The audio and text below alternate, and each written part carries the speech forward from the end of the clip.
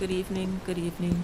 Okay, it is 7 o'clock, and we will call to order the meeting of the Sevastopol Town Board for this evening, Monday, February 16th, 2026. If you would all rise, please, and join in the Pledge of Allegiance.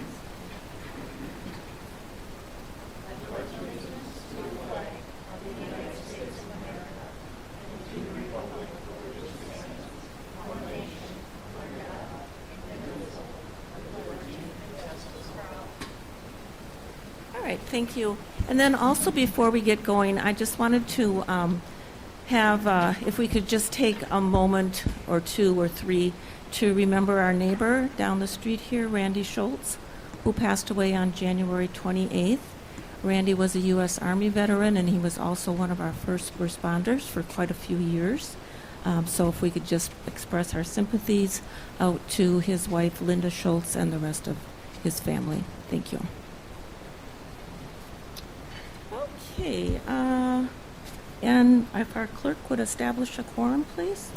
Supervisor Bogle, Here. Supervisor Hain, Here. Vice Chairman Wait, Here. Supervisor Olson, Here. and Chairman Dan Woelfel is excused. All right, thank you, Amy. Mm-hmm. And our meet and greet, if we want to have the audience introduce themselves. Mr. Zettel, if you'd like to start, we'll go counterclockwise. Good evening. I'm Hugh Zettel. I'm the District 14 Supervisor for the County of Door, which encompasses the eastern half of the town of Sevastopol, and I reside at 3986 Glidden Drive. My name is Gwen Grayboys, 5343 South Lake Road, and I'm here to try to explain some chaotic updates in Madison regarding wake surfing boats. Stacy Danielle, 4832 County Road P. I am Dave Janda. I am a new recruit with the League of Women Voters Observer Corps, so I'm just here basically taking notes. There's an article that runs in the Pulse on a monthly basis, and this will be a contribution to that. And also my family owns property in town in the Sylvan View area. Okay, thank you for coming. And in the back, if you wanted to introduce yourself, please. Mm-hmm.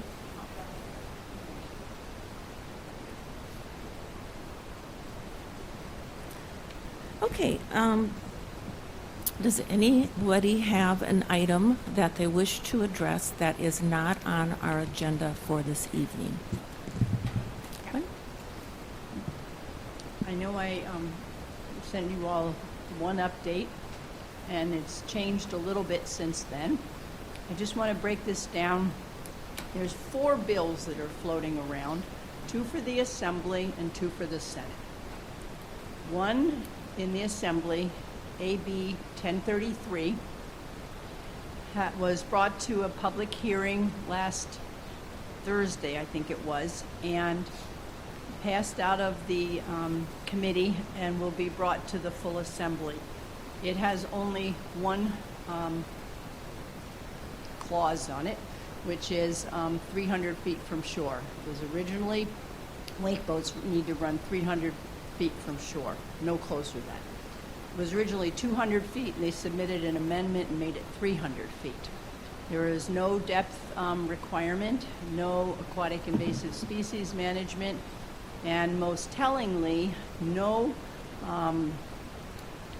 statement regarding local control, whether the local control can remain in place. And there were lawyers who presented saying that there's a preemptive kind of clause, which means that if this bill is passed, we may lose that. And then there is no immunity for towns who feel that for their particular lakes, they need something tighter or different than the state law.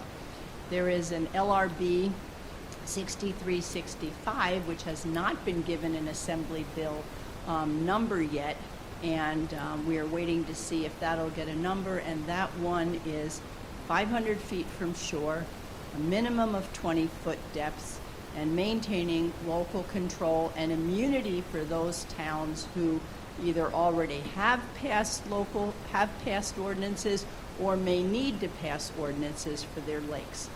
The Wisconsin Towns Association supports LRB 6365, but it's not yet an assembly bill. I don't know when the full assembly will take up AB 1033, but from an environmental and voting standpoint, the Clark Lake Advancement Association is against AB 1033. In the Senate, there are two bills. One will probably come to a public hearing in the Transportation and Local Government Committee this week. It is SB 1025. This is identical to AB 333. 300 feet from shore, no minimum depth, no aquatic invasive species, and no comment about local control or immunity from lawsuits. There is a second bill, SB 1024. I remember that because I am for 1024, which is 500 feet from shore, minimum of 20-foot depth, and language that preserves local control and gives towns immunity against lawsuits. Now, the town, as it was explained in the meeting, the towns cannot have immunity if the ordinance is constitutionally invalid, but they can't be sued for, well, we just want to ride our boat here or something like that. It has to, the towns would be immune from those, but if there's a constitutional issue, and as far as I can tell with all the ordinances in the 77 towns that have been passed so far, that's not a problem. We don't have, AB 1025, the bill that doesn't protect the towns, will probably come to the public hearing this Thursday. There is no time yet that I'm aware of that AB 1024, which gives the towns the immunity and local control, if that'll come to a hearing this week or not. So we've got two sort of parallel tracks and parallel bills being introduced at different times. I would like to say, in case people don't know, that Andre Jacques was a co-sponsor of SB 1024. So he has tried several times, and I have chatted with him about it, and I'm happy to see that he's willing to take up the battle again. So I hope we get something definitive out of this, because it sure would be nice to not have to have every single municipality make a different decision. But we're still working for it. I just wanted to, if I can have another like 30 seconds. I just wanted to explain for people who are concerned about the transport of aquatic invasive species in the ballast tanks of these boats. This has been dropped out of all of the bills. As best as I can understand it, because the, like SB 1024 or LRB 6365 will remove or prohibit, not remove, but prohibit boats in a wake enhancing fashion, i.e. ballasted in so many lakes, that they figure that the individual towns, if they feel they need to protect their lakes for aquatic invasive species, it's a complex process in the process to get the ballast tanks sterilized and prove that they're sterilized. So they removed it completely, and I think they'll leave it to the local towns, because this bill is looking for the 80 to 90%, big help for the lakes, and the AIM, aquatic invasive species, is now not really an issue that's before the legislature. Any questions? No. I'll keep you guys up to date when I see what's going on, because I know this is really important to the towns. Thank you. Thank you. Anyone else have a topic that is not on the agenda? Okay. All right, thank you, Gwen. All right, so if our clerk would confirm that the agenda has been properly noticed, I The would look. agenda has been properly noticed. All right, thank you, and then we would look for a motion to adopt the agenda. I'll make a motion to adopt the agenda. Second? All right, motion by Mr. Haynes, second by Mr. Olson. All those in favor signify by saying aye. Aye. Aye. All right. And then approval of our minutes of our previous meeting from January 19th, 2026. They were in the packet. Hope you've all had a chance to look at them. So I would look for a motion to accept and place those on file. I'll make a motion to accept the minutes from January 19th, 2026 and place on file. Second. All right, motion made and seconded. All those in favor signify by saying aye. Aye. Motion carried. All right, and then we have our special presentation this evening with Door County Trails. So if you two would like to introduce yourselves, and there's a microphone there and there. You can take it out of the holder if you like. That works. Oh, of course. I don't need one. I got one.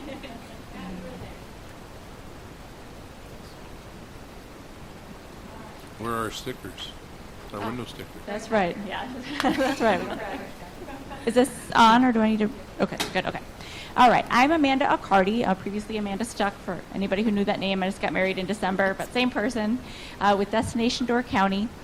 In my role at Destination Door County, I helped to start Door County Trails. We are a 501c3 nonprofit.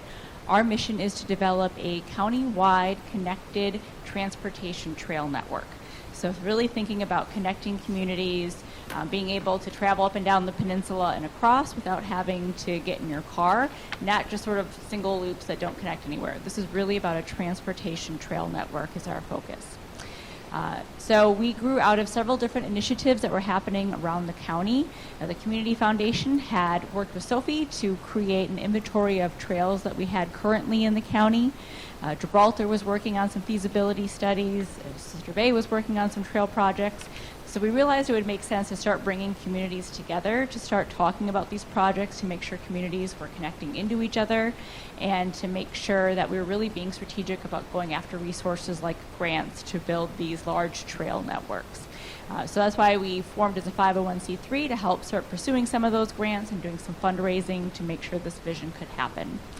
So we've been working with municipalities in a variety of ways, from identifying grants, writing grants, supplying model language if you're looking at how you can incorporate trail development in the future in your ordinances, supplying volunteers for trail projects, really any gap that a municipality might have in their trail project or in pursuing trails. We're hoping to fill those gaps for communities. That's really been our role so far. But we realized to be more strategic, to be more competitive for grants, it would make sense to create a larger vision and bring all the communities together to help build this. So that's why we brought Sophie back for stage 2 of that she had started in the beginning, to really start identifying some of those corridors that we want to connect. So I'm going to turn it over to her to talk about what she is working on for us currently. All right, so I am Sophie Parr, and I am an urban planner. I've been doing planning in Door County for about almost a decade now.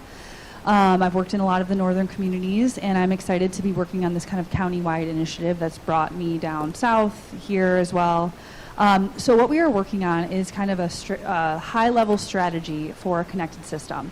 So I like to emphasize what it isn't. It isn't a direct outline of where a trail needs to go. It's not that. That happens at the municipal level. What we are trying to do is identify where there are connections that are needed. So I always give this example. When we were in Brussels, they were like, hey, we would love to be able to get to the Anapee. So that is kind of a connection corridor, right? Like a direction, an area where we would love to see a trail developed that could support those communities down there. So that is what we're looking for in this plan, is to identify those connections. So we have a survey out. It has about 1,100 responses now, where we've upped it. And we're just asking where people want to be able to get to, into village centers, to waterfronts, to schools, really anywhere they want to be able to go, we want to know. My job is to listen to people, to get ideas and analyze the survey, and then translate what people are telling us into a strategy. That's my job. So the biggest thing that we are asking the communities for is, when we have a draft plan put together, we would love to share it with you, and we would love for your board feedback to let us know, like, hey, we like the direction of this, hey, we want to make some edits, hey, we're working on this, we'd love to see a connection here. We want to know what you think. And then once we have a final plan, we are going to be asking every single community for a resolution of support. So that we're not asking you to adopt the plan as yours. You can do that because it is kind of being part of a bigger countywide initiative.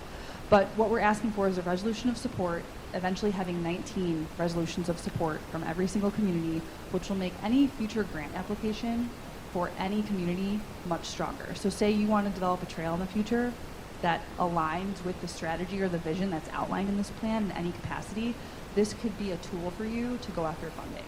It can also be a tool to better understand how to coordinate with the other communities. So obviously a countywide system is passing through many different municipalities. This plan will help kind of identify the different people that are involved, best practices, things like that, so that hopefully the goal is to have a very coordinated, cohesive system. And so we want all the communities kind of working together. So that is what this plan will help hopefully accomplish. So the timeline for what we're working on, we are almost at the end of our, I call it the municipal tour. We were at Forestville and Town and Village tonight, and now we're here. But we're almost at the end. I think we have 4 more communities to do this presentation to let you know what we are doing. Once we are done with that, we will close our survey as well, gather kind of all the feedback. We have had 2 public open houses. We had one in Sturgeon Bay that you attended, and then we had just had one in Fish Creek. This past weekend, we had about 45 people there. So we are getting people, and we had a pretty good turnout at the Sturgeon Bay one as well. So we have been getting a lot of great feedback. So we're going to translate that all into a strategy. And then mid to late March, we hope to send that out to you all for you to review and give us your feedback. And then in May, we'll make revisions. And then in May, we're hoping to have a final, and so that you can start reviewing and potentially passing a resolution of support. The other thing that we will ask you to provide is 2 municipal liaisons. So those are people in your government structure, whether they're on your board, whether they're on a committee, whether they're on the staff, that can be a liaison with Door County Trails. So 2 people that have the ability to go back to the town board, say, hey, this is what we're working on. And just those people that can be at we're expecting quarterly meetings to kind of hear what's going on in the county and just stay up to date on what's happening with trails, and be those people that can go to Door County Trails and say, hey, this is what Sevastopol's working on. Can we get some resources? Can we get some assistance? How do we keep moving this forward? So that's what we're working on, and we're here tonight to just present that and ask if you have any questions of what we're working on. You are welcome to ask us some questions. You already got my answer. Yeah. Yours comments. And this has been, you started this, I want to say like last fall, or I remember going to a meeting up in Gibraltar, right? We've been working on this for a while. I mean, I mentioned there were several different projects that were kind of out there separately working. Potomac Harbor, that's where Sevastopol really started some of those public policy meetings. So this is sort of a growth of that, where it went from Egg Harbor, Silo, different projects to one coordinated project under officially a 501c3 for a year in the summer. So we've been a 501c3 over a year now. Are you looking for anything from the town at this point? Not Specifically? at this point right now. So what we will be asking is in late March for you to review our plan and Okay. give us any feedback. And we want to make sure that it aligns with, what you guys might be working on here. So we're taking all the feedback that we've kind of gained from our survey and from, our connections and people reaching out to us in the public open houses, and we're going to translate all that into a strategy that we would then share with you. And again, it's very high level, so we're not kind of diving into any details. So we don't anticipate that anyone is going to be like super, oh, no. But we want you to look at it. We want you to make sure that it is something that works for your community. Do you anticipate costs, like if you need to acquire easements across private property or anything like that for trail connections? Will you have a budget in mind when you present your plan, or don't you know at this point? Nope, this is just a strategic vision. The actual planning will happen at the municipal level. So Door County Trails is not an entity that is going to be actually doing any of the, on-the-ground development. This could be a 20, 30-year project. This could take many, many years, because you're right, there are a lot of, the limitations are land and money. And so what this is really doing is just kind of like putting in place that higher level vision, so that say you do find an opportunity to build some trail and it aligns with the vision, you can use this as a tool to go and get funding. And we are going to include some best practices, and we have had the topic of private easements and things come up, and so we're going to include some of that in it, as well as kind of like how we would love to be able to go about developing trail, and private easements could come into play there, and just kind of outlining some of those kinds of things that can help trail development. But we won't have any specific costs. Okay. And I just want to to add on to that. So this will really be a tool then to start with that quarterly meeting we're going to have with communities to start saying, okay, now that we have this, if, for instance, Sevastopol says, okay, we see the corridor, we see the results from our residents saying they're really interested in a trail here. Now we'll work with Door County Trails to start talking about what does that funding look like to start doing feasibility studies. And that's where we would identify those grants for you and help you write those to go after those dollars. Again, it's the municipalities doing it, but we're just helping to assist with that. We already have been applying for countywide feasibility study grants. Right now we have one we're submitting next week. So we're already applying for some of this, and if we get these grants, we would essentially be coming to you saying, look, we already got the money for you, just all we're asking for is your participation in helping to do this. And I see that you indicate this would be a multi-use bicycle and pedestrian, so have you addressed, is it going to be e-bikes or just, has that come up? I bet you do, yeah. And that's up to the municipalities. So that's, again, where we aren't putting in any trails. We're just helping to facilitate, find those resources for you and help make it happen for you. Ultimately, the municipalities, the surface, the use, all of those will be up to the municipality. And it will also be up to feasibility studies and all those other things that have input into what the trail actually looks like through your community. Anyone else? All right. I'd say one more thing, just to, one other ask we'd have is just if you can share the survey. So if you have like a social for your community or a newsletter that you put out, anything to help share, just because we will be able to come back then and tell you what your residents specifically are saying, because the survey does allow us to break it down by community. And I think we'll keep it open until our last meeting, which is Sturgeon Bay, March 2nd or 3rd. So it'll be open for a little bit longer.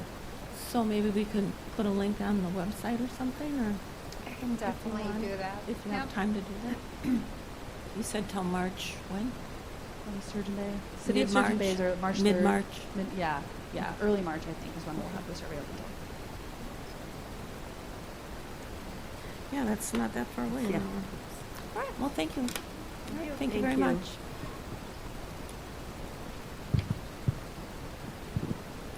Okay, so we can move along to pending business, discussion and action on these items. We have the E-Plan exam coming back. That is the commercial plan review services. Our building inspectors and inspection specialists brought it up at our last meeting. So it's back for your review and potential approval.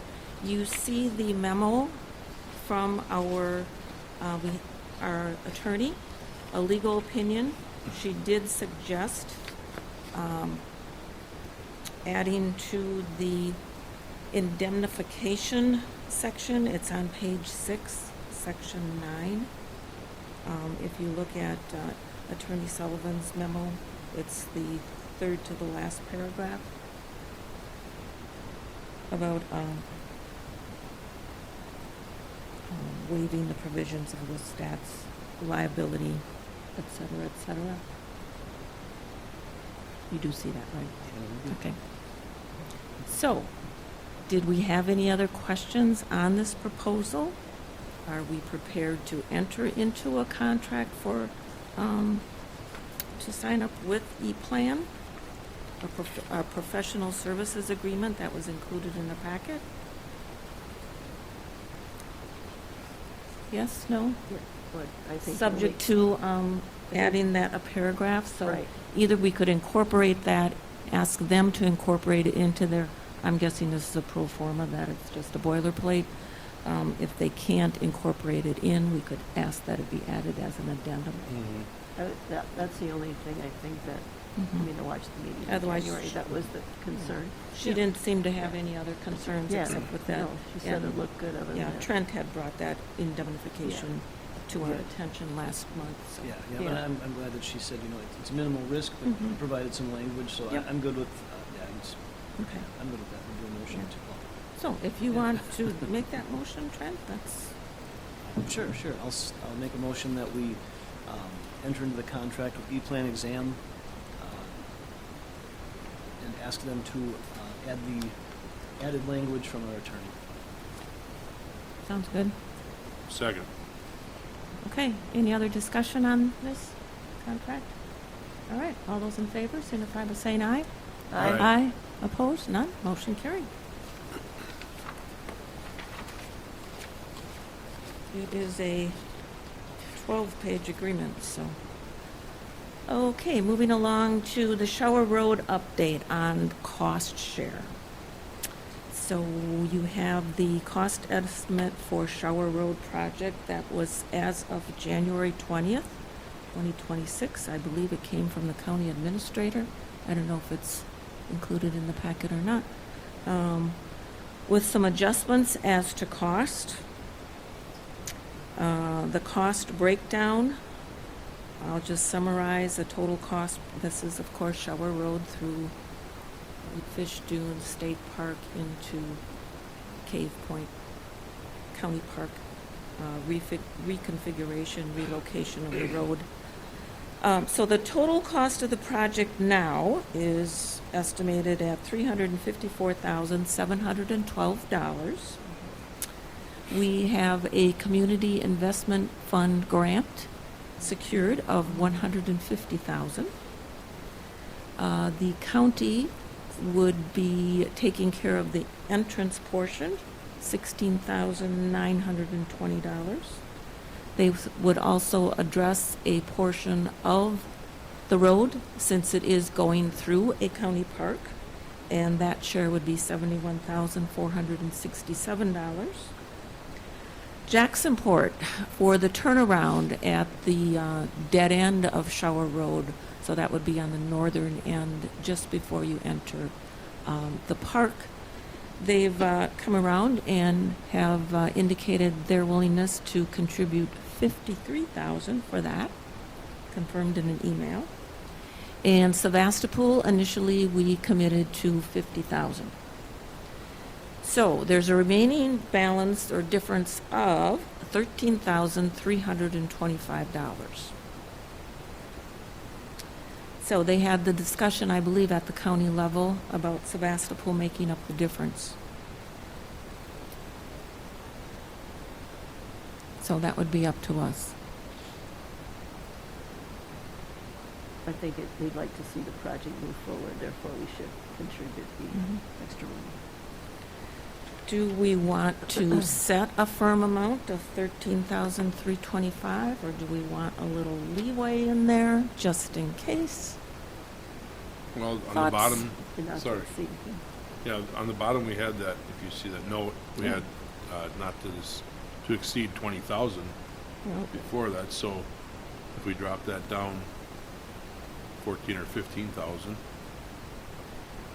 drop that down to, not to exceed an additional, so our total commitment would be like 65,000? yeah, Otherwise, it's 70,000. What is your Correct. pleasure? I'd say, yeah, I'd be in favor of that. 15? 15? And if we do run over, then I think it's, maybe the other parties decide to chip in a little extra. Yeah, I mean, we're doing the majority here, so, well, no, not quite. No. I guess the county is contributing quite a bit. no, they are. Since the new- And Jacksonport well, has since the upped new- their game they too, found out so. that Okay. some county- Want some action? I'm getting a little note here from a birdie from afar, Okay. thinking maybe we should do leave it at 20,000 for the just in case. So, that just came into my ear, if anybody wants to, I think that's why the note was probably stated like it was.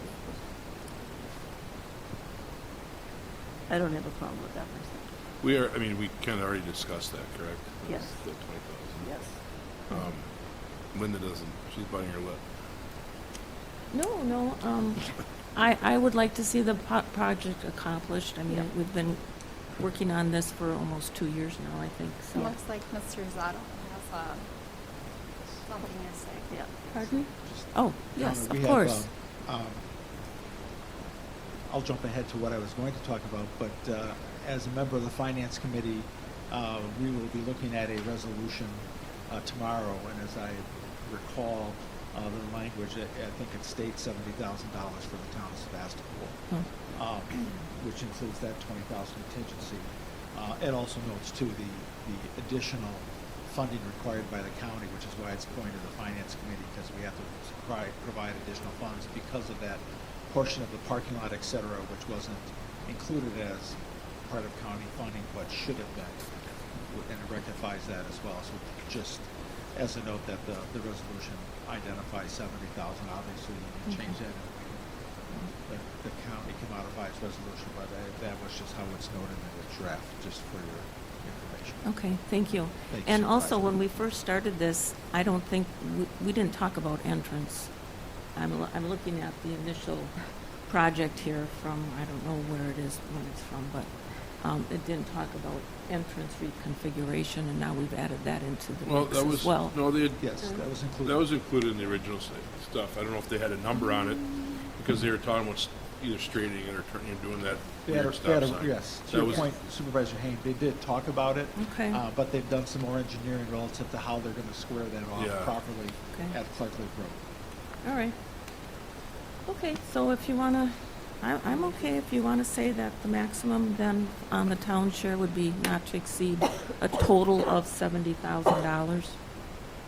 Plus, I will make that motion Okay. to accept or how would you want it, how do you want me to say it, The Linda? most recent Most recent cost cost estimate estimate. and cost share. Cost share of the Shell Road project not to exceed $70,000 from the town of Sevastopol. I'll second. All right. Any other discussion on that?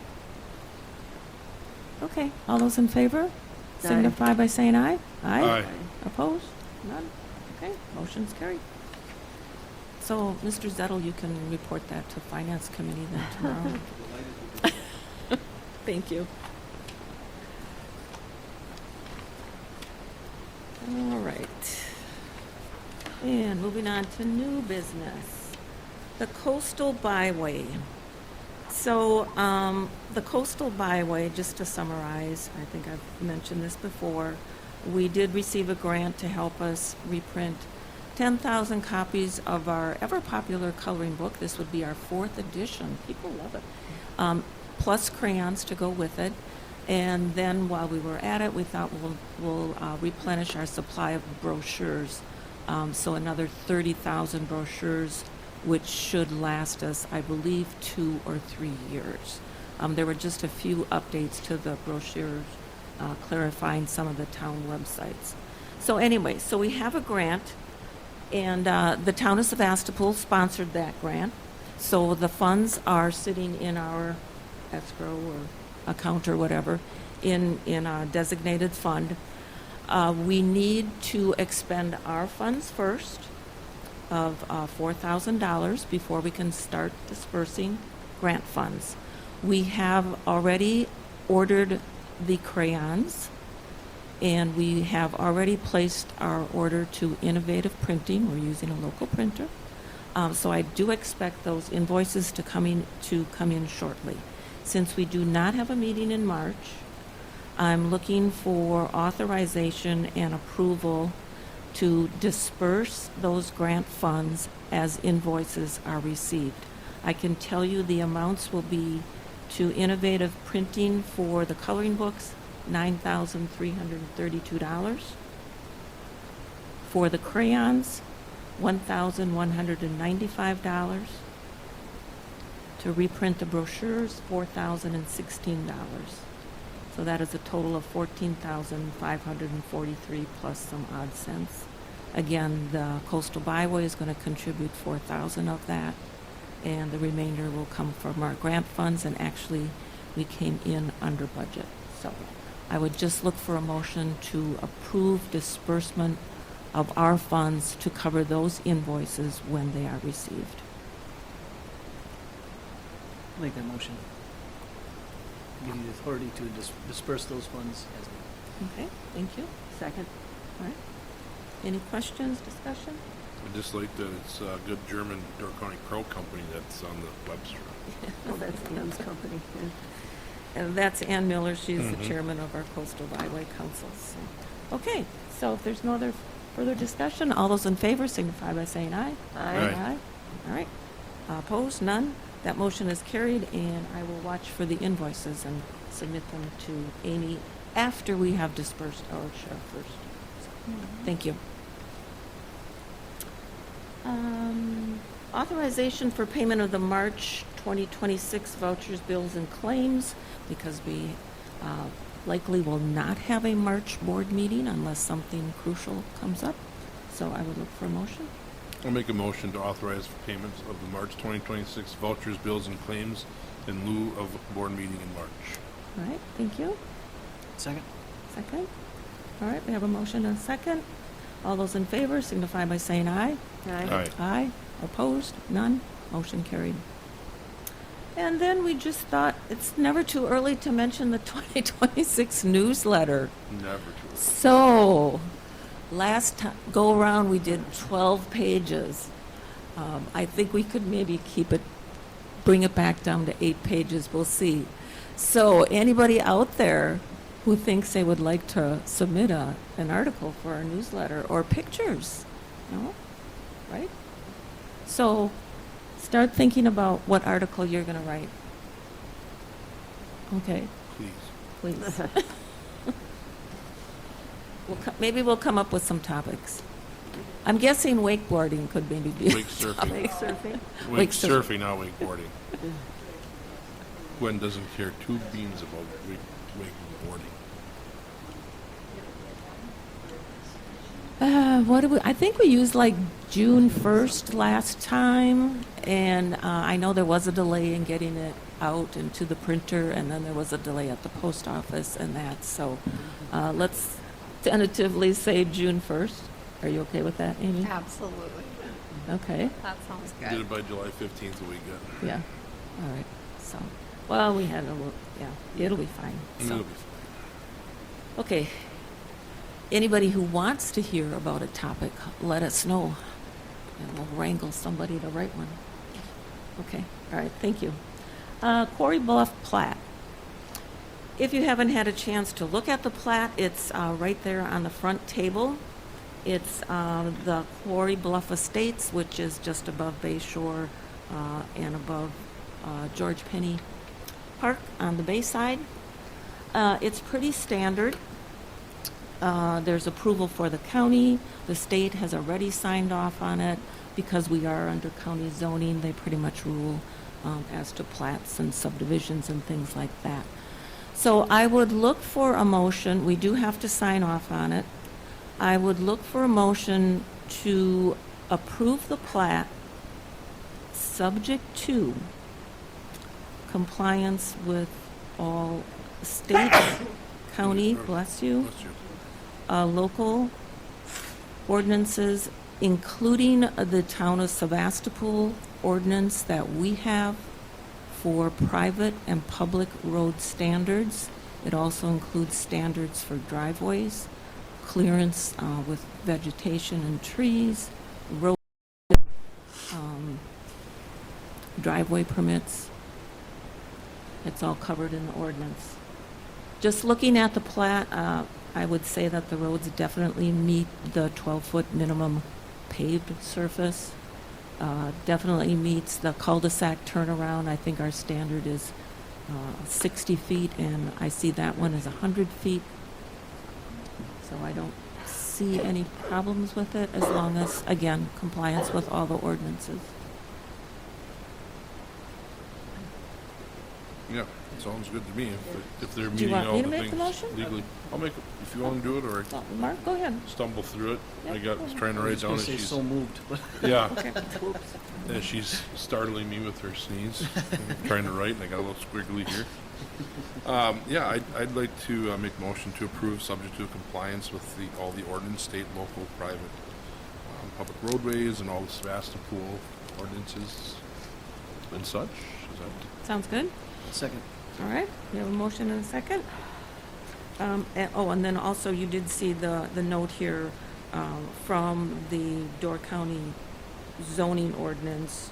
The subdivider or declarant shall first obtain approval from such town in which the land division is happening or condominium is happening. So that is why we have it ahead of time here. Okay. All right, everybody's good? All right, all those in favor, did I ask for a vote already? I No, don't think ma'am. so. All those in favor signify by saying aye. Aye. Aye. Opposed? None? Okay, that motion is carried. We will sign off on it. And then the adjustment of our committed funds. So you see the memo there. Amy first connected with Elizabeth at CLA, our auditors, and then I also spoke with Elizabeth McMasters at CLA, our auditor. And I'll just read the language regarding I'll kind of summarize. So regarding our committed funds and the timing of the AT&T payments that we had to make, and the difference between that and receiving our loan funds from the local government investment pool.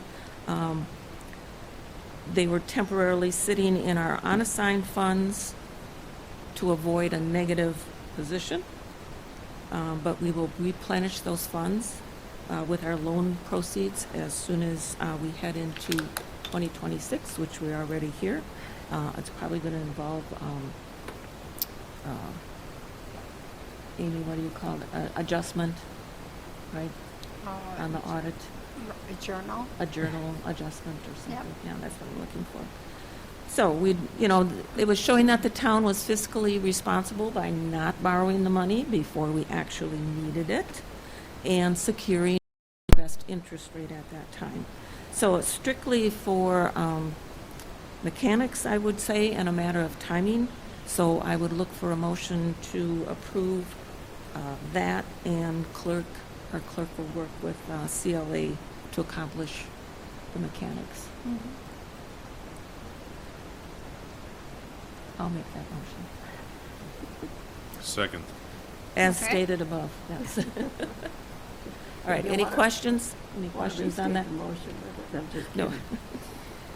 kidding. Okay. All those in favor signify by saying aye. Aye. Opposed? No? Okay, motion carried. Thank you. And then, of course, the full audit will be available at our annual meeting, which is April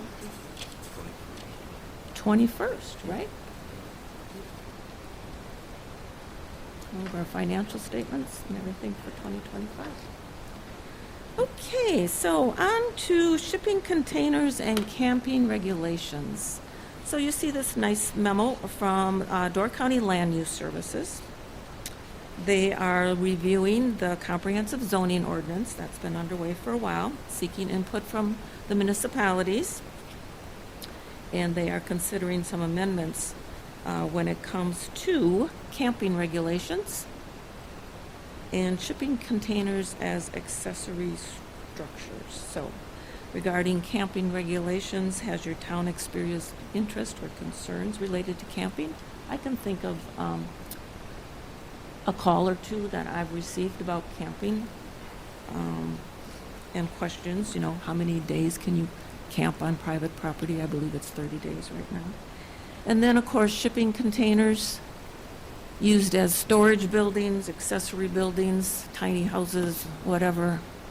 So the survey is out there. They asked for a completed survey, one survey from each municipality. So that is why it's on the agenda, because we need some board action. Instead of me just filling it out, we need consensus here. So you see the summary of the camping regulations. Not more than one camping unit permitted on a lot. Must allow for sanitary conditions and all of that. Outdoor storage regulations.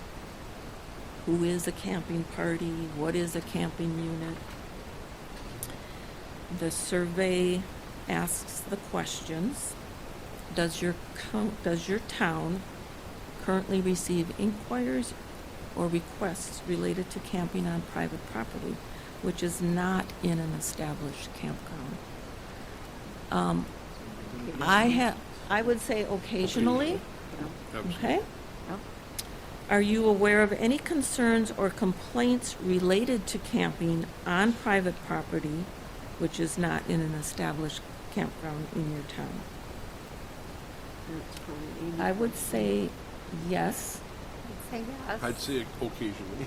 Yeah, I would say Yes. yes. Yes, None there's- recently, but in the past, especially on vacant properties. Mhm. Are we all okay with that? Yes, Is there anything you want to add to it? we're writing that down. There are a few, in my short-term rental questionnaires, there are a few camping things that have come up, and there are a few people or entities that are camping or that are advertising for camping in on their acreage. So I have contacted the zoning department in regards to that. You know, they say, hey, you can camp here for 2 nights for X amount of dollars, and there's these amenities available. So, you know, we have run into that issue. So would we want to, let's see. I think if we get to, if changes were considered, we could put in other use of vacant property as regarding as, we'll refine it when we get there. Okay. Do you believe the current camping regulations in the Door County Comprehensive Zoning Ordinance are too restrictive? No. About right? Not restricted enough? Or not familiar with? I'm thinking they're about right. About right. You okay? Yep. All right.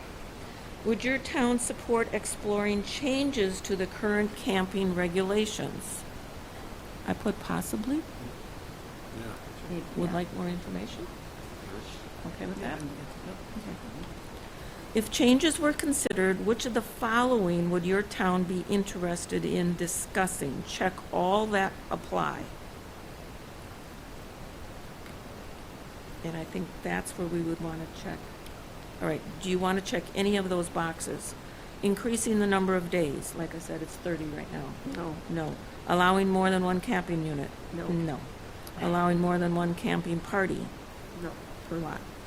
Oh, that was a question that I had, that I think I posed was, What's the a difference? camping party, so say you have 5 families, they're all related, but they have like 5 tents. So one, is a camping unit a tent? We did. Camping unit, it says here, where is it? It's on here. On the description? Yeah, it's almost 7, anybody over the age of 7 years old, I saw it. Earlier on. Okay, number 3 on the summary, not more than one camping unit shall be permitted on a lot. That's where I had a question. 1 tent, question mark? 1 RV, question mark? Oh, definitions per chapter 13, on the bottom of that page. Camping a party. single Any temporary individual, shelter. family, or group consisting not more than 6 persons who are 7 years of age or Okay. older, provided that such individual, family, or group is engaging in camping.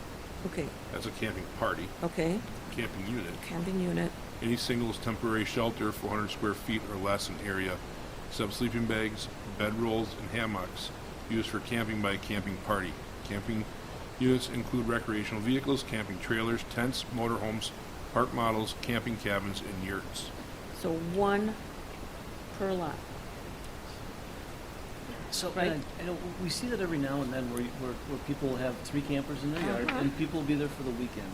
And Right. I, you know, that's against the policy, or the policy, but I think the policy is set up in case it becomes excessive, or in case people are staying there too long, or using it as a home or anything like that, so, I'm good with them staying the way they are. Okay, so Amy mentioned STR. Do we want to check other and say, No advertising of the SDR on private property. We just seem to have people who are trying to circumvent the system, Yeah, I right. would say. And I'm not saying that it's a lot of people. I'm saying that it's probably certain people that have private property that have a great deal of property. Maybe Supervisor Zettel would like to expound on that.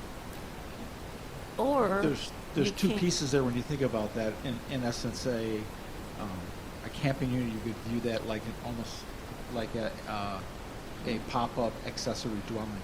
And so the county has specific ordinances that prohibit short-term rental use in an accessory dwelling, so that's one thing. Mhm. I think the other challenge that we have is in some of these where they've had, which is why I think the town doesn't allow RVs as part of its ordinance, is basically you're adding additional bedrooms beyond typically what your pouch capacity is. And so that's where it puts, a burden on a pouch system, which is why we didn't allow for the RVs, because they don't drain into your septic, so they use the folks' house where they park. And I think that's where the having it add as accessory dwelling, it's almost like they're adding, if you will, extra bedrooms, which they're not really entitled to. Well, under the sanitary waste disposal, either connection to a pouch or self-contained holding tank, which would be in an RV, right? But that Yeah, doesn't I would handle have- the tent. That doesn't handle the tent aspect. That's the Yeah. challenge. Could we say back to changes number 5, if we check other, shall not be income producing or something like that? That would prevent the STRs. Well, did you say the county already eliminates that? Yeah, I would ask them to reconcile the camping units relative to the not being county. able to use accessory dwelling units as a short-term Yeah, rental, they- which is an existing county ordinance. Okay. Sounds right. Yeah, that's. To not be used as STR.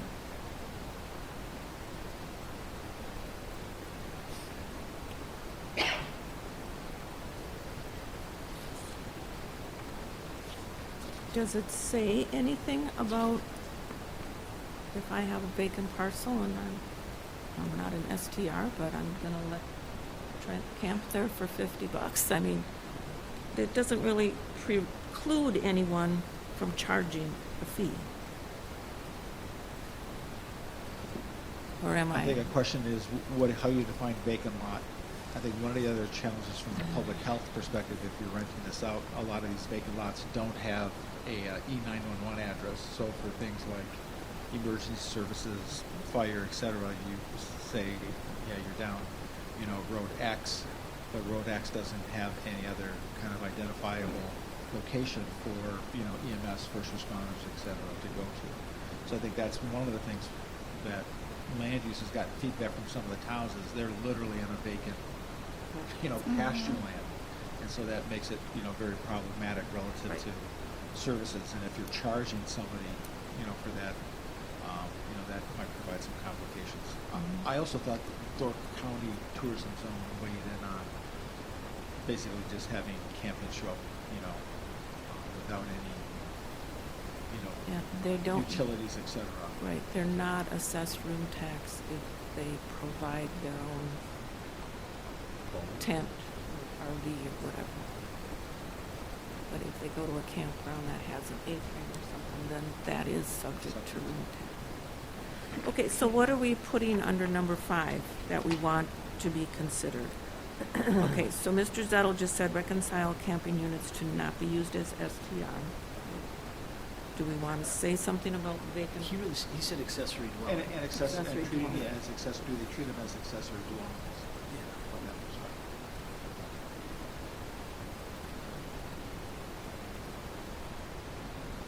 Is there anything else we want to add under there?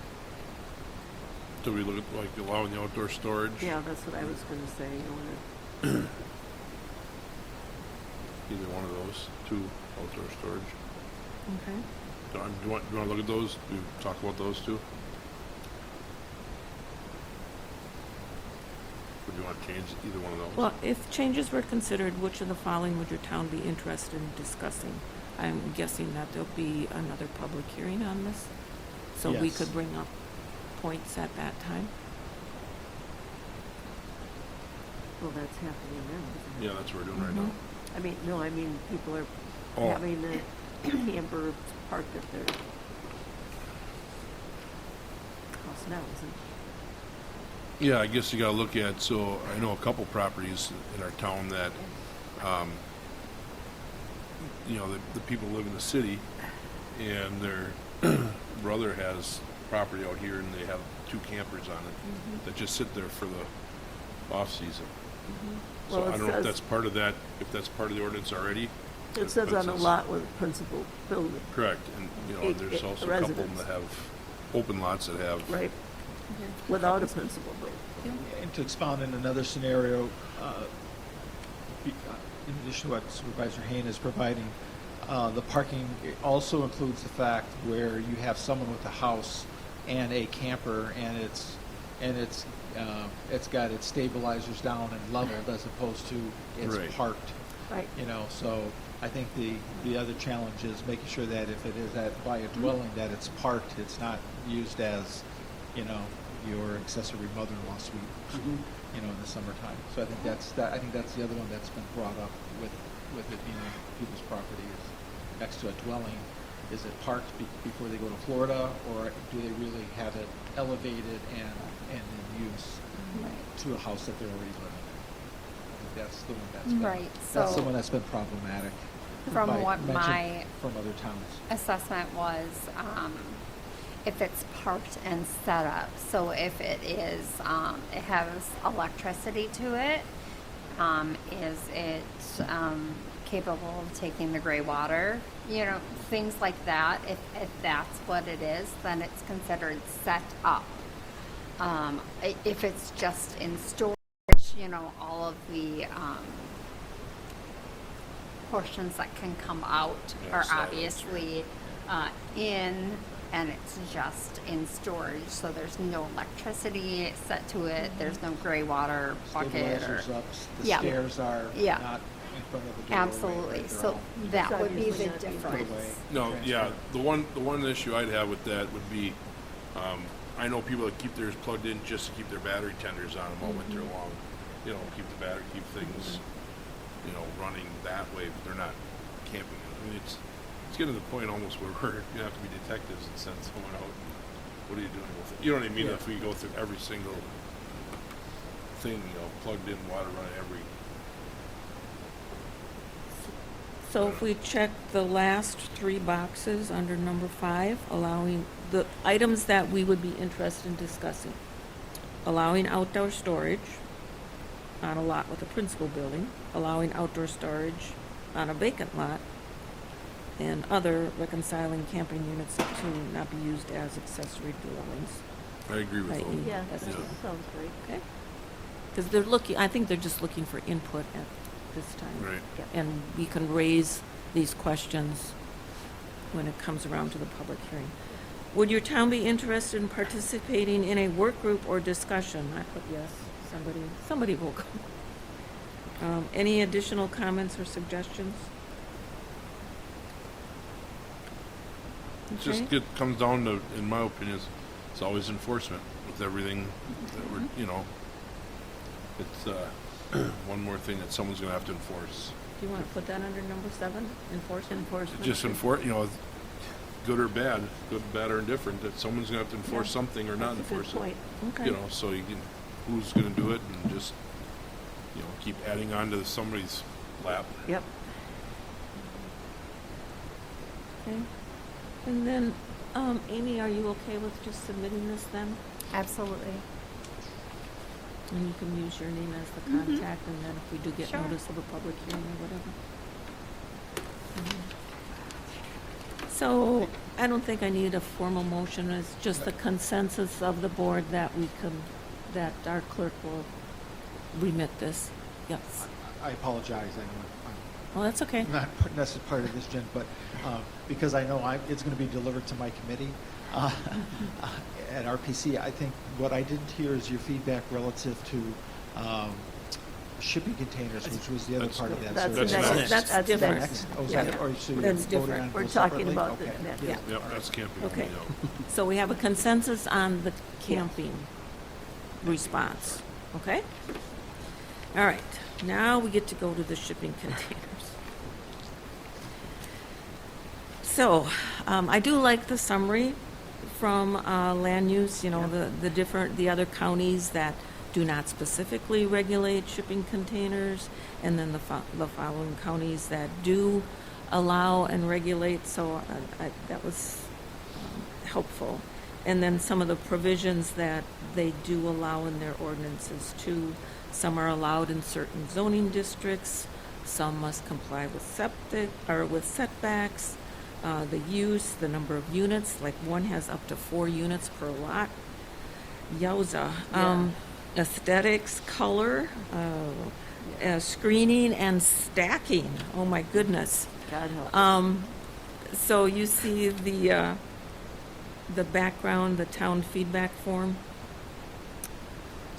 Does your town support amending the ordinance to allow shipping containers as accessory structures in select zoning districts with restrictions? You also all have a comment sheet from our chairman as well, correct? You've all seen that. I don't want any shipping containers.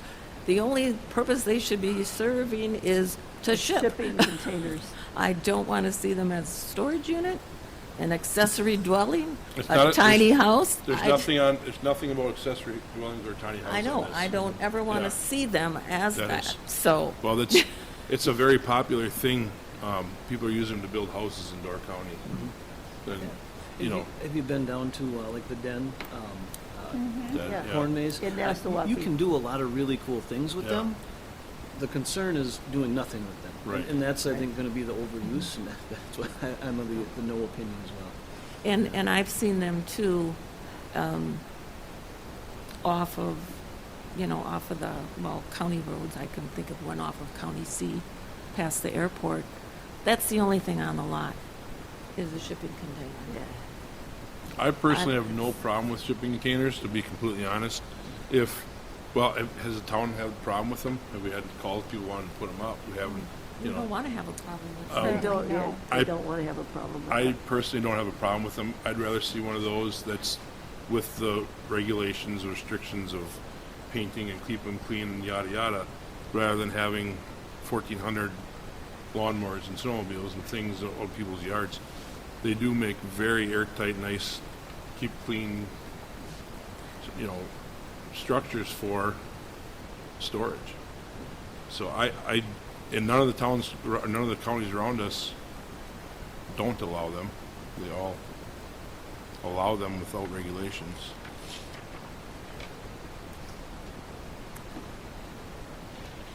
I don't have any problem with them. I think we're going to have a difference of opinion here. Yeah, Yep, that's my 2 cents. most definitely. So, and I would like to make it a note too, that,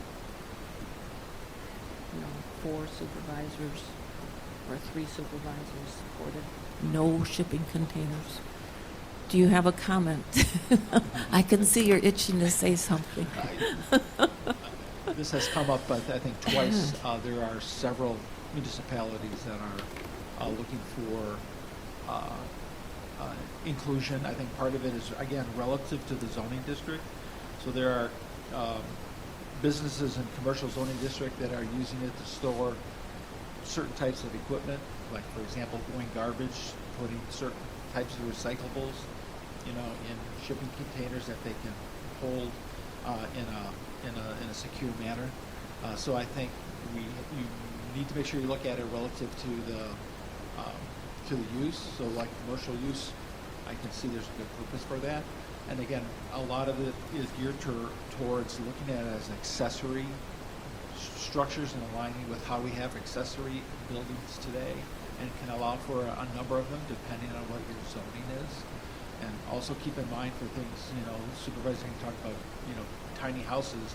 Remember, if someone uses a shipping container and it's as their house, that's considered a primary structure, and the county will currently allow it. That's the primary structure.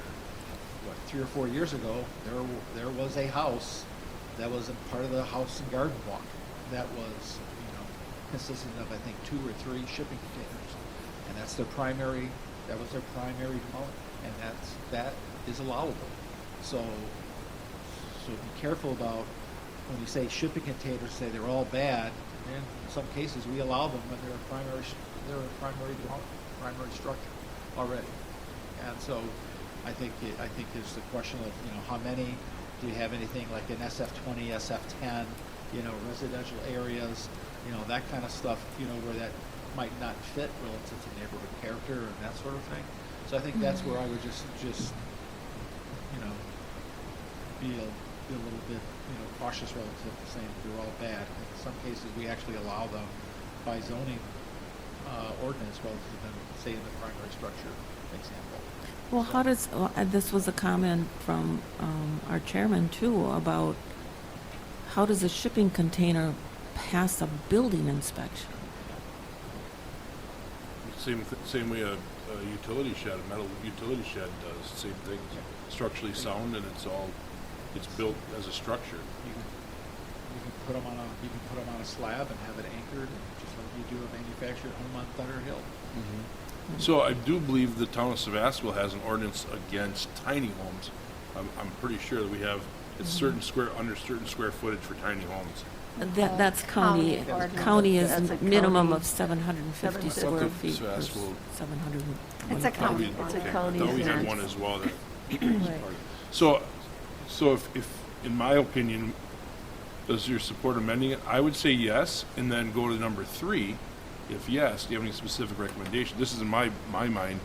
I mean, you can put so many limitations on them that they are only used for storage in the back 40 of their property. You could say for the town of Sevastopol, I'm just throwing things out there now, snowballing here.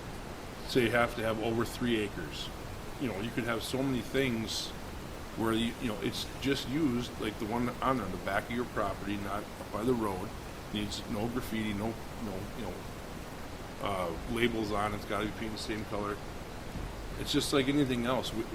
They put up a structure. Any shed you put up, it has to meet zoning. It has to meet all the rules and regulations. That's why I don't have a problem with it. The stacking, absolutely not. We can go through all these things. That's where I'm sitting at it. I see a point to what you're saying, and to what Mr. Zettel said. It's a little bit like a Pandora's box. The size of a shipping container. Roughly, yeah. Can it fit in a bread Tongue in box? cheek.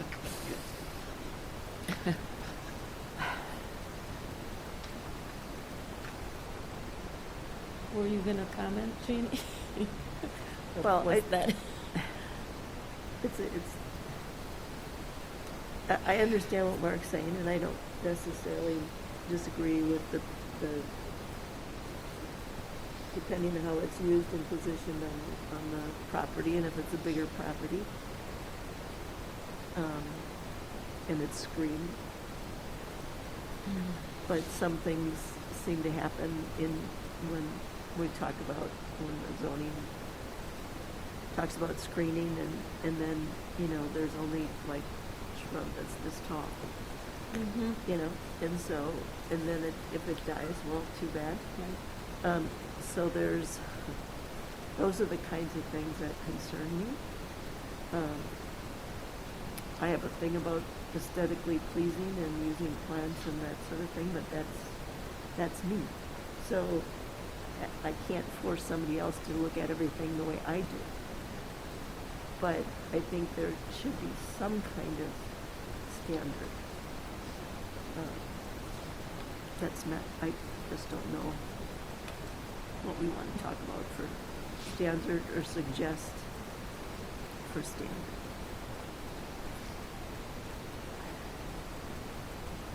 I would not want to see them used as storage buildings or residences So what anywhere. So what would they be used for then? So not at all then? Not at all. Yeah, we can't do the residence part. No. It has nothing to do with this. Well, it says, which would allow shipping containers as accessory structures. Okay, let me go. There's secondary dwellings, and there's accessory structures. Are living quarters allowed in accessory structures? No. Yes, In an but accessory- not over night, correct? Correct.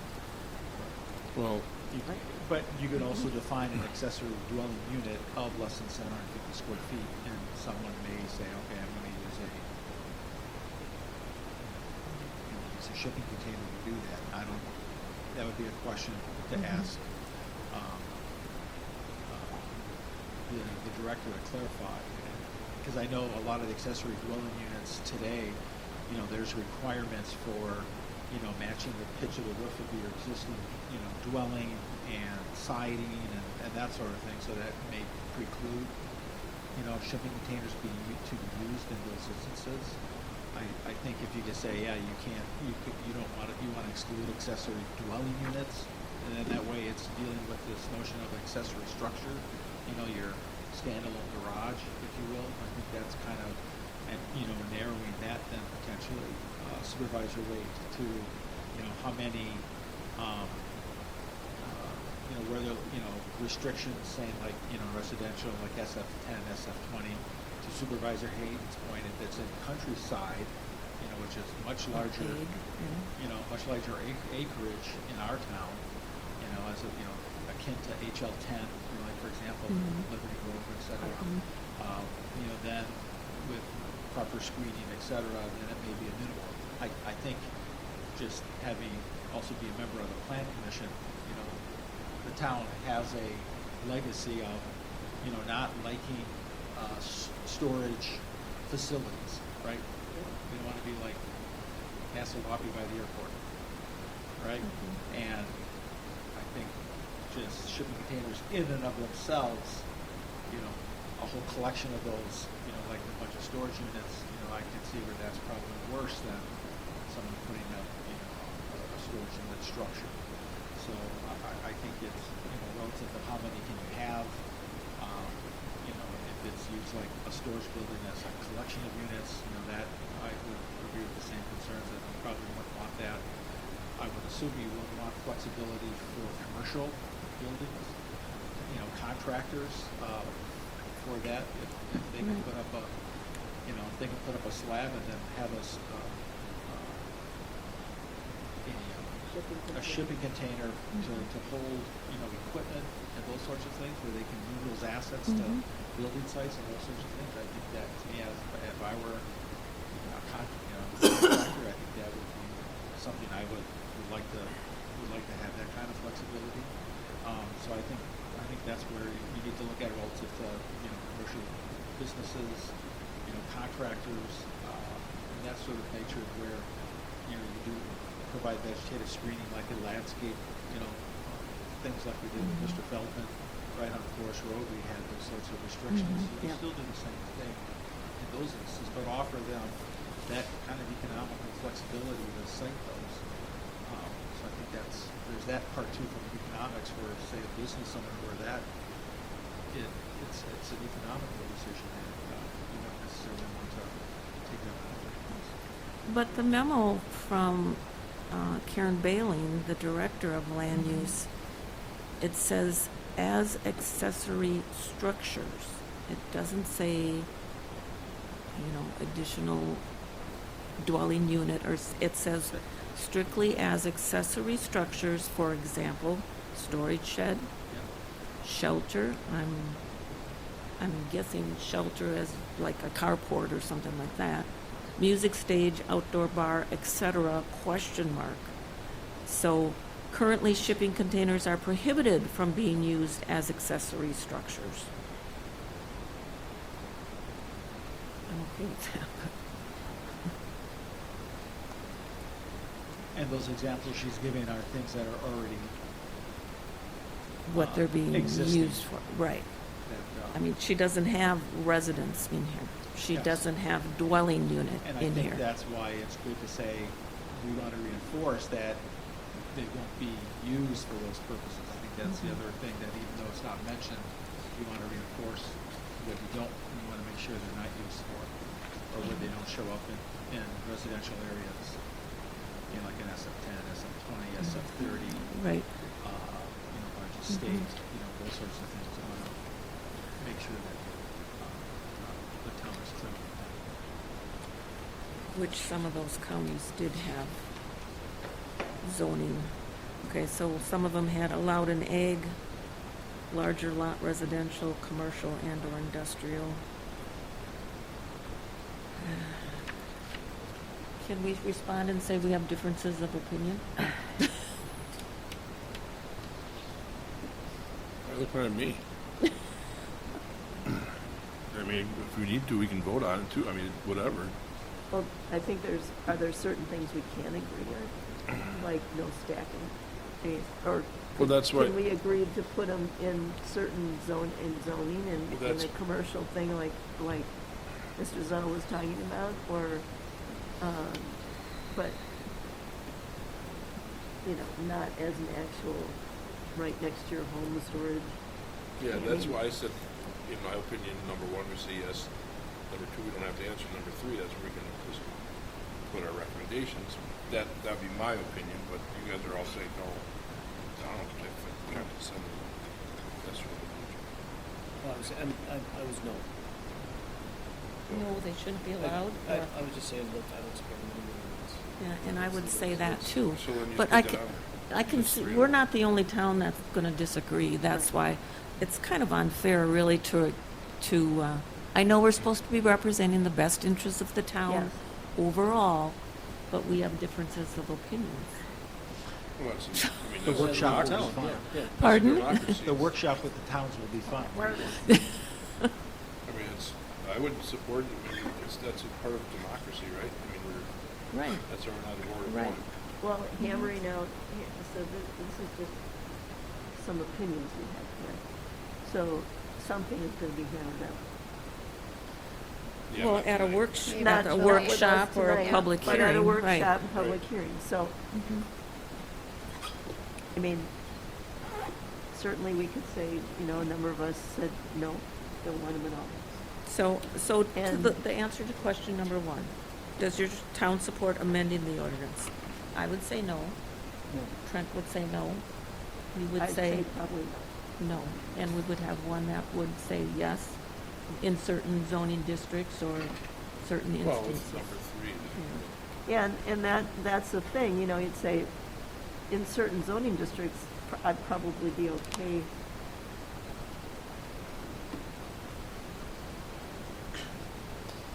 And you may be able to allow it also, just to chime in so you can Yes, continue please with the do. agenda. You may say, okay, I may allow it in certain zoning districts under a conditional use permit, where then you can say, I'm gonna put in screening or other things so that it's not disruptive to the, Yeah. character of the neighborhood and that sort of thing. So I think those are kind of things too, where you can provide some, flexibility. If someone wants to use it in a commercial use or industrial use, to me, that's perfectly viable in an area that's zoned for that. Right. And so, if you say, yeah, I'll allow it, but with a conditional use permit, no, then you have the ability to weigh in as a town to say, okay, so-and-so wants to put these, pods up, shipping containers in their industrial setting, and they provide how they're going to do that. And then if you want to put vegetative screening or other things on there, you can have some flexibility with that just based on where it's located within the town. So just some things like that you can give the land use department some Yeah. direction to say, hey, this may be, we can be flexible here, but that might be something that would be under a conditional use permit, as an example. Yeah, I think that the shipping container one is a little too broad, where the camping one has more question. You know what I mean? Like, it doesn't say anywhere on here, will you please give us some Yeah. input? Because, well, I know why. Because we could give them 17 pages of input. You know what I mean? We could put so Well, many. I think we can add our input. So let's just look at question number one. So 3 out of 4 say no. And maybe we'll make that no. Yeah. 3 out of 4 supervisors say no.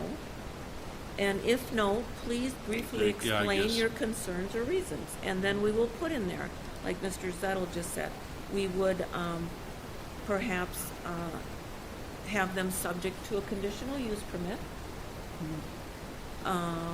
could be dependent on the zoning district. Yep. I don't think, you don't want it in a residential area, Yeah. much next to some three-bedroom. Just Right. say put, nothing in Oh. the residential. Well, that's what No stacking. I was Yeah. talking about that Was- today. Like, so where Amy lives, you have those houses right in a row, like a little resident. You obviously don't want those all stacked right there. So that's my point. Actually, I think when we do this, we need to write 4 out of 5 because Dan is clearly on the no. Yeah. Oh. Even though okay. he's not here tonight. and He made his, in his you know, notes. It's his, yeah, he made it pretty So clear. I would think 4 out of 5 Yeah, would okay. be the no. Thanks, Mark. Okay. So, Amy, are you okay? We're gonna say no with, and, under number Not a 2, hard where no. it's, under number 2, where it says if no, please, and then we're gonna put in there 4 or 5 supervisors Yep. express, no. Yep. and the However, we consent. did have discussion, subject to a conditional use permit, depending on our zoning, and on our zoning district, questions on stacking and screening. Was there anything else? Period of time. Period of time. I'll give you one example. In the town of Liberty Grove, they are planning, the historical society is planning to take all the material out of Gus Klinke's garage to rehab it. And if you put it in a storage container that's not zoned as an accessory structure, could you have it placed, on a parcel somewhere and say, yes, I'll allow that on a conditional use permit for a period of time? for Sure. example. So those are Yes. some of those Yes. instances where a shipping container provides you that flexibility that, it makes sense relative to the context of how they want to use it. They eventually are going to get that old gas station rehab and then they'll put a bunch of stuff that Gus had in there back in that garage. But it's, right now, if they have a shipping container, right now they're in violation because, you're not supposed to have it, period. You want them some flexibility to be able to store it somewhere at the historical society, maybe under a conditional use permit, et cetera, where it's for a period of time until that renovation is done. So I think those are some, question relative to having that kind of flexibility. Could we also add, define use, like I said, Karen gave the examples of define exact intended use. Yeah, I don't think we have to get too detailed at this point. So, and number 3 would be NA because we didn't say yes. Okay, so, again, can we just do this by consensus? I think we're all pretty clear on what Yeah. we want. Okay? All right? Okay, good. Okay, and Amy, you'll submit that for us? I will. Thank you very much.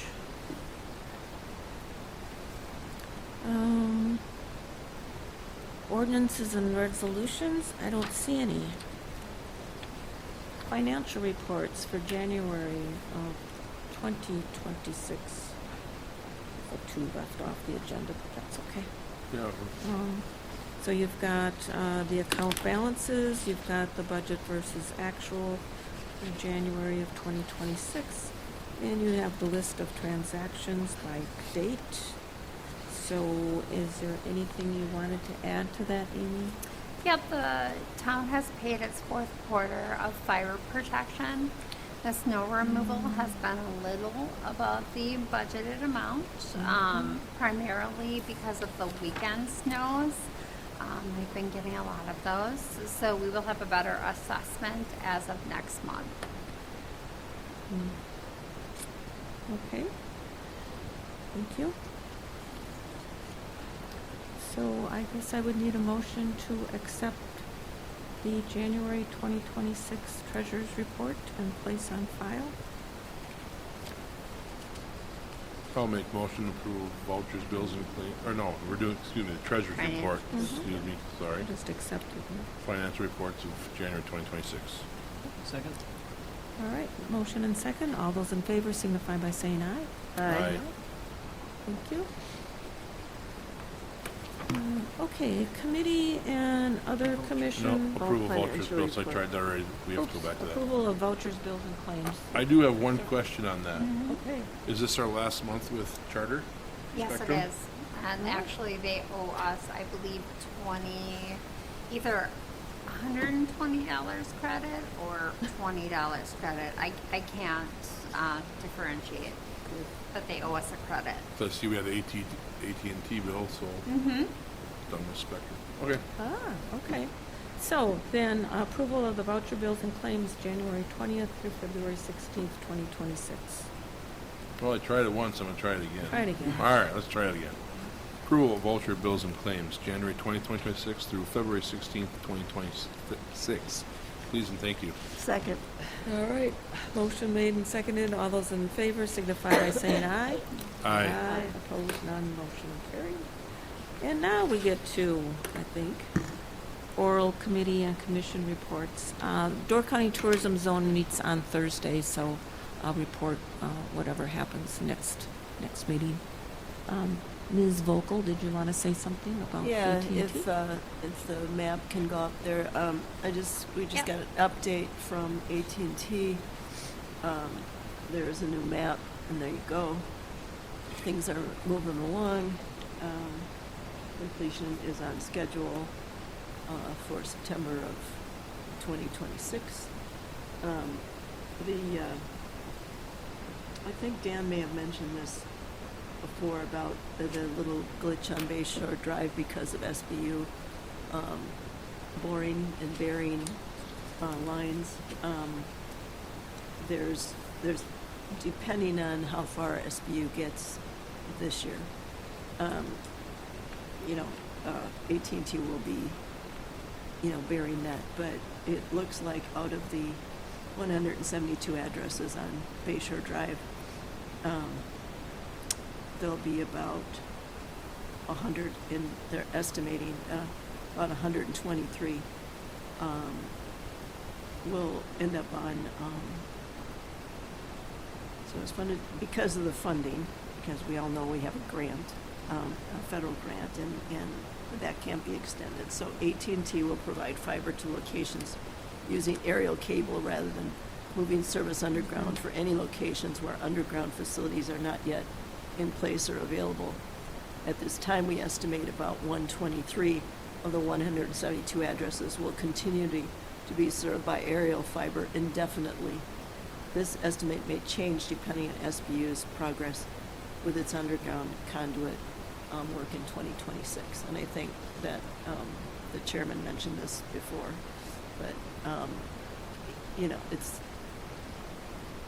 it's not going to make everyone happy, but frankly, when the AT&T did their bid, they thought that would all be aerial. So now, it's just the way things are. So I also want to mention that I have experienced, I don't know if Amy's gotten calls or not, I don't know. Amy, I don't think I asked you this.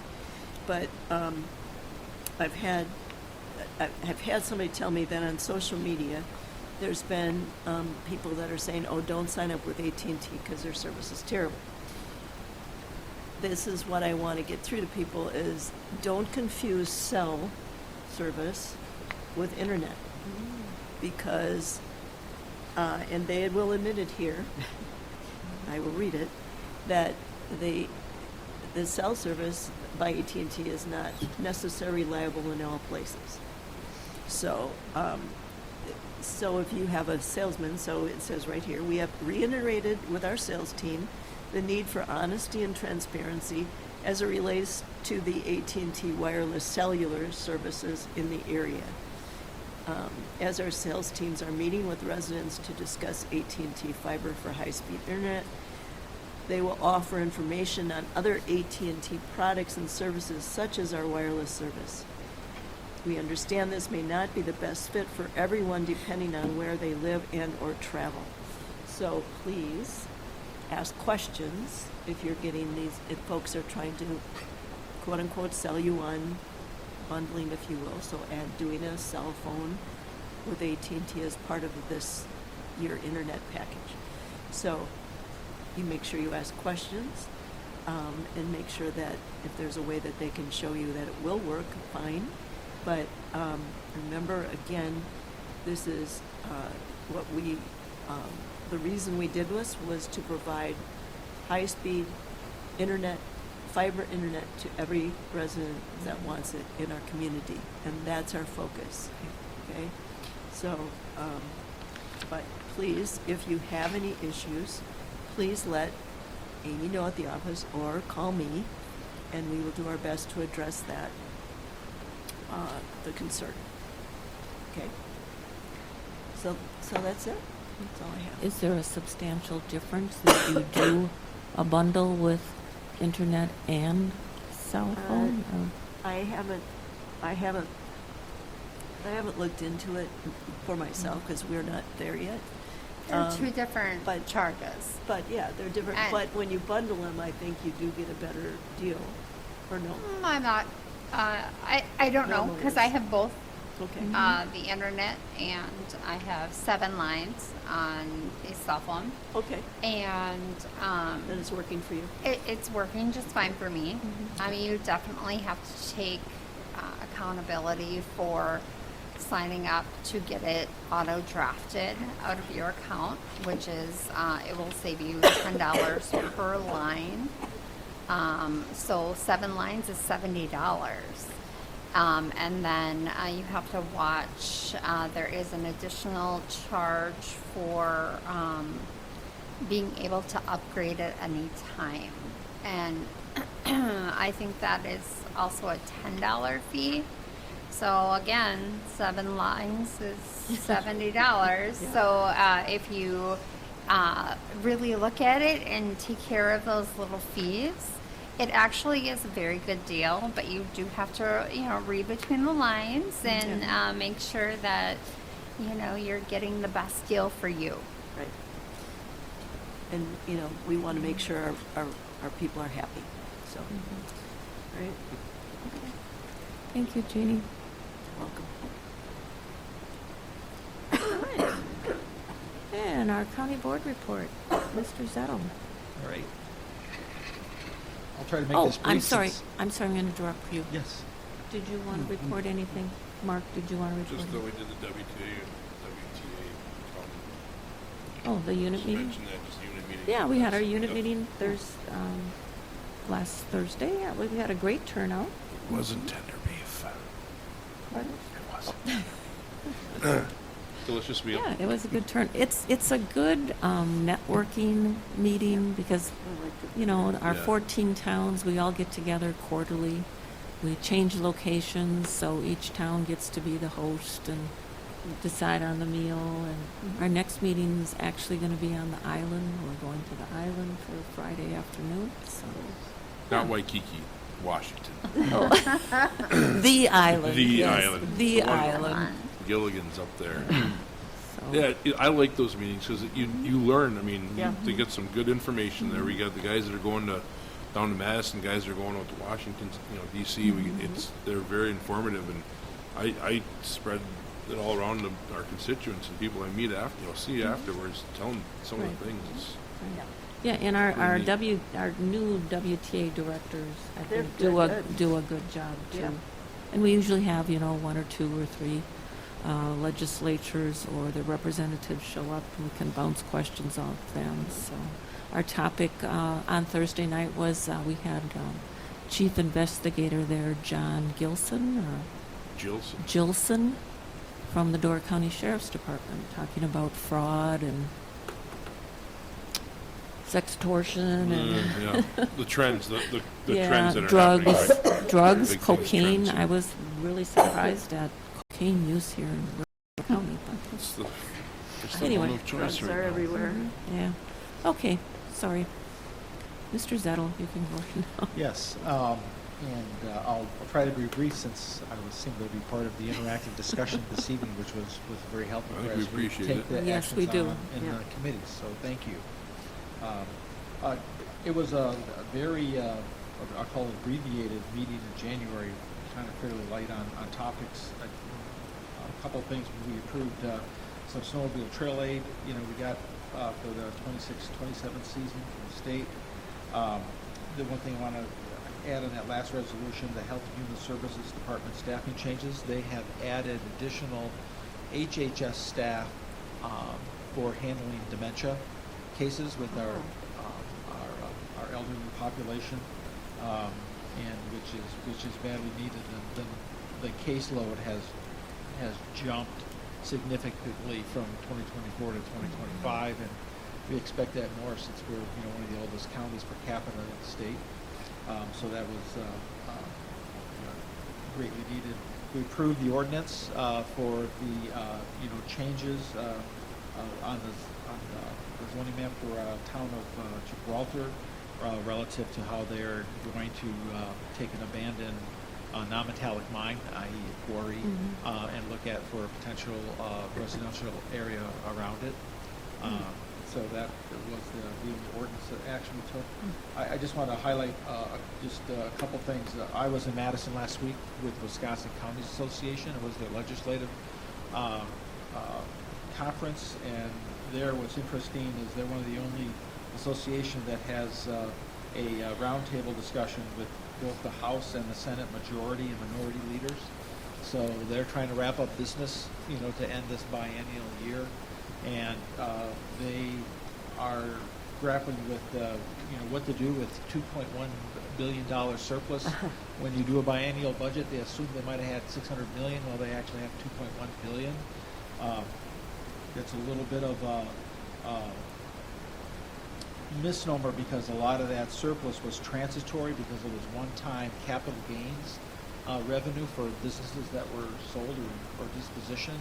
So it's not like, it's an ongoing economic impact because you've got businesses that were starting and are operating. So that surplus, there are a lot of one-time, revenue benefits there that may not be sustainable. But needless to say, the big topic is affordability, and with the large increases in property taxes that folks have seen across the state, not just in Sevastopol and the city of Sturgeon Bay, they're looking at providing a lot of that in terms of a rebate, and the big debate there is how they're going to structure providing those funds back to the taxpayer. So they're going to get a lot of that back. So that's where they're jockeying for position.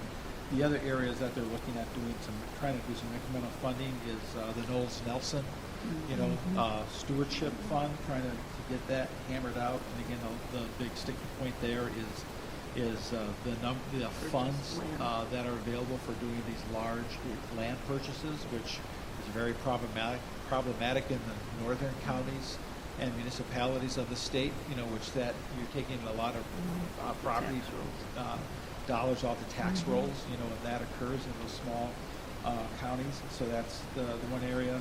The other area they're looking at is to increase special education funding.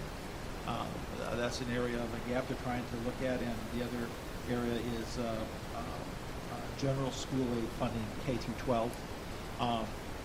Just with referendum du jour that's occurring in a lot of the school districts. But at the same token, the big debate there was kind of interest to see the heads butt between the Senate minority leader and the House or the Assembly majority leader. Interesting tidbit, Wisconsin has more school districts than the state of California, and we have 10% of the population, of their population. Wow. Right? And we're on a path, the state of Wisconsin, to have a net population reduction by 2030. So the whole challenge of reduced school census, which is their primarily funding for schools, there's going to be more of a drumbeat just listening to these folks talk about school consolidations. The city that we lived prior to moving back to Door County and Waukesha, this upcoming fall, they're going to have 4 less elementary schools. They closed 4 of them, and they're closing 1 of 3 middle schools. So it's something that all the municipalities, counties are dealing with, and so that's just something that they're looking at relative to how do they fund when you're, funding general aid, and you're going to be doing it with buildings that are going to be more and more empty. And I think that's kind of like the rub, right? If it were a business or an industry, you would say, okay, I've got to consolidate some rooftops, right, and consolidate operations if if you just can't support, that certain density. But that's obviously a challenge. It's a much tougher discussion, with school districts, but it's something we're going to have to face into because, our population isn't trending up, it's trending down, especially for the youngins. So something to keep in mind. Otherwise, the long term, they also talked about long term. I think the biggest sticking point they talked about is transportation funding long term. With more electric vehicles, hybrids. They haven't raised the gas tax since 2006. So just some things there, right? It's a double whammy, not only just EVs and electric vehicles, but the gas mileage has improved substantially since 2000, since 20 years ago. So that's, there's a challenge relative to how do you keep sustainable transportation funding to do all the roads maintenance and that sort of thing. So with that, I'm happy to answer any questions that you have, and I thank you for the time, Supervisor. Thank you. That's very informative. A little depressing, some of those points, but yes, we also talked about gas tax and electric vehicles and, how do we support our highways when there hasn't been an increase in the gas tax for 20 years. Okay. Yeah, that comes up every single time there's any kind of gathering of the minds, because there's no one size fits all. They tried several different things, and it's, how do you do it? But who was the gentleman that was there at the WTA district? He was also county board. David Engelberg. Yeah, that's who it was, because he The brought chairman. that up too. He said something about, or no, did he bring? One of them brought up that it could possibly be bankrupt. The transportation fund could be bankrupt in so many years if the way everybody's trying to pull from that fund. Right. Well, years ago, that was a very healthy fund, and they started pulling from it. Right. And I thought they had instituted a law or something that funds could not be transferred out except for transportation, but did that get bypassed somewhere along the line, or what? No, it's just going down just because the improved gas mileage, EVs and hybrids, right? They have the increased registration fee, but it really doesn't capture utilization like gas tax used to. So Right. yes, it was rated back in they talked about that. Rated, that It was the word I rated by was the looking Doyle administration Right. because they rated a transportation fund to pay for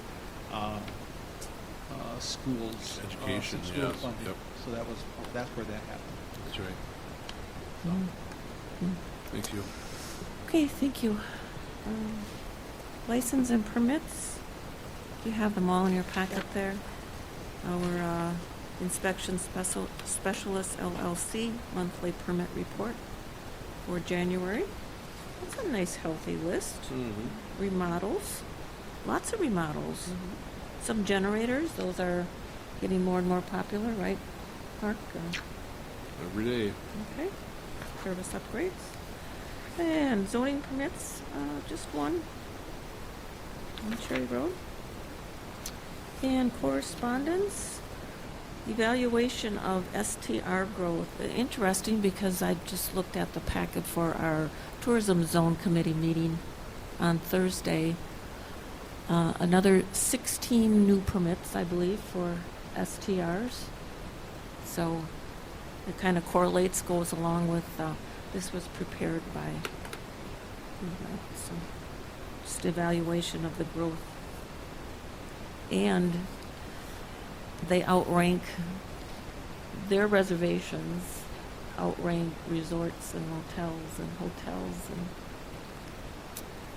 I think that kind of adds to the affordability prices of homes that we're having here. Did you want to comment, Hugh? The one part that's on the bottom of that chart, I don't think that was showed on this slide, so scroll up. But I think relative to, you can see where our ordinance is working, the growth is relatively flat compared to when you look at City of Sturgeon Bay is 300% increase. Absolutely. And the chart down below is just, one of the reasons I created this was from a county view.